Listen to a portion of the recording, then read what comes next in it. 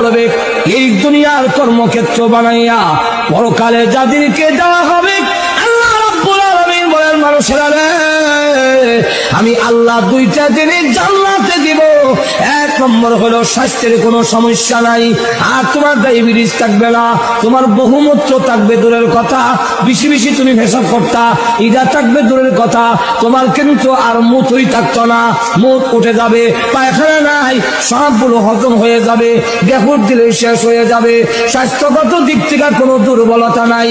আর এমন বউ দেওয়া হবে যারা তোমাকে দেখে মুসা মারে এরকম নয়, আল্লাহ রাব্বুল আলামিন রুচি বদলায় বদলায় বউ দিব।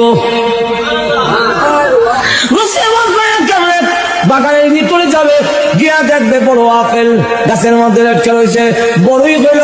আল্লাহর নবী বলেন এক একটা বড়ই বড় বড় মটকার মতো। মুহাদ্দিসিনে কেরাম বলেন ওই মটকা